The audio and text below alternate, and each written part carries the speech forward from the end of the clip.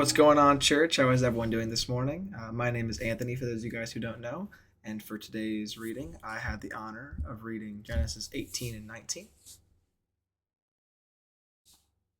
Everybody, I'm Shekinah, for those of you who don't know me. And today I also had the pleasure of reading Genesis 20 and 21, verses 1 through 7.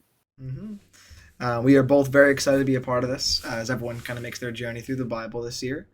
In Genesis 18, hopefully for those of you guys who have already read, we learn about a conversation that takes place between the Lord and Abraham.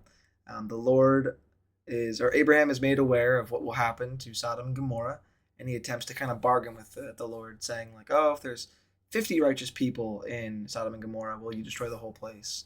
And then it goes to 40, and then 30, and then 20, and then all the way down to 10.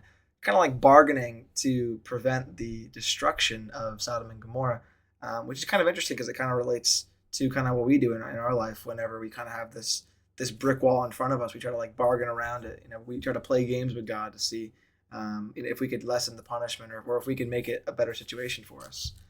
In Genesis 19, we see that two angels travel to Sodom and Gomorrah, and they are there to bring the judgment of are there righteous people, and they meet an individual named Lot.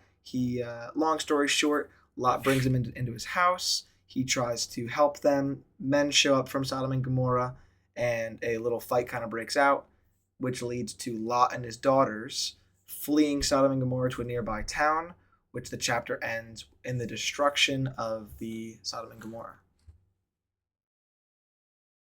And then in Genesis 20, we see Abraham and his wife Sarah travel yet again. And when they visit a new land, they lie to the king about Sarah not being Abraham's wife. And this is now the second time that Abraham has done this.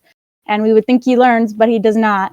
And then the king gets punished because of it, and he doesn't understand why until he finds out that Sarah is in fact Abraham's wife and not his sister. But the Lord chooses to bless the king and not let any harm fall permanently onto his household. And the king returns Sarah to Abraham and offers him a bunch of blessings. But what really stood out to me was in Genesis 21, and it talks about how God finally fulfills his promise and gives Sarah a child with Abraham. And it says, "Now the Lord was gracious to Sarah, as he had said, and the Lord did for Sarah what he had promised. Sarah became pregnant and bore a son to Abraham in his old age, at the very time God had promised him. Abraham gave him the name Isaac to the son that Sarah had bore him."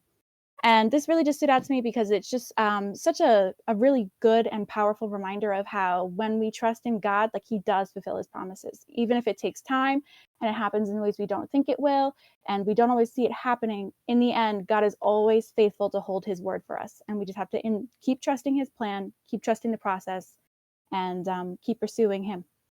Mm-hmm. And that's kind of what I got. Mm-hmm. Well said, Shekinah. Everyone, thank you so much for joining us today.